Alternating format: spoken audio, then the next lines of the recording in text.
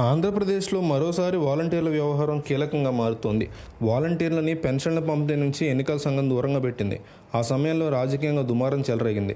రాష్ట్ర వ్యాప్తంగా దాదాపు 40,000కు పైగా వాలంటీర్లు రాజీనామా చేశారు. వాలంటీర్ల విషయంలో ఎన్నికల ప్రచారంలో కూడా ప్రస్తావన వస్తోంది. ఈ సమయంలో వాలంటీర్లని ఎన్నికల ఏజెంట్లుగా కూర్చునేందుకు అనుమతి ఇవ్వొద్దంటూ ఎన్డీఏ నేతలు ఎన్నికల సీఈఓను కోరారు. అయితే వాలంటీర్ల గురించి ఎన్నికల సంఘానికి మరో ఫిర్యాదు అందింది. మే 1వ తేదీన అందించే పెన్షన్ల విషయంలో ముందస్తు చర్యలు తీసుకోవాలని ఎన్నికల సీఈఓని ఎన్డీఏ నేతలు కోరారు. గత నెల 1వ తేదీన వాలంటీర్లను తప్పించడంలో పెన్షన్ అంశం ఎన్నికల వేళ రాజకీయ వివాదంగా మారింది. ఈసారి అలాంటి పరిస్థితులు తలెత్తకుండా ముందస్తు చర్యలు తీసుకోవాలని నేతలు సూచించారు.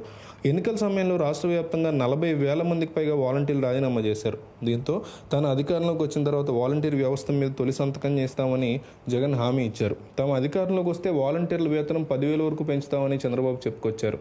ఇక వాలంటీర్లు ఎన్నికల ఏజెంట్లుగా కూర్చొనియొద్దని ఎన్డీఏ నేతలు కోరుతున్నారు. ఎన్నికల విధులకు ఇప్పటికీ వాలంటీర్లు దూరంగా ఉంటున్నారు.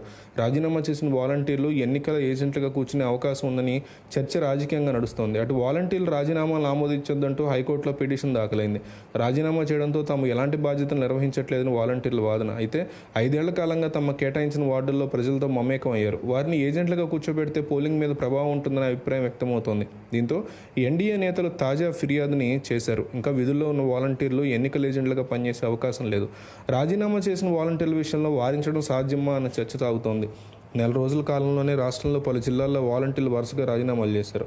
కొందరు టీడీపీలో కూడా చేరారు. దీంతో ఇప్పుడు వాలంటీర్లని పోలింగ్ ఏజెంట్లుగా నియమించడం మీద ఎన్నికల సంఘం నిర్ణయం కీలకంగానుంది. అదేవిధంగా మే 1న పంపిణీ చేయాల్సిన పెన్షన్ల విషయంలో అధికార యంత్రాంగం ఎలాంటి నిర్ణయాలు తీసుకుంటుంది, ఎన్నికల సంఘం ఏ రకమైనటువంటి సూచనలు చేస్తుంది అనేది ఆసక్తికరంగా మారింది.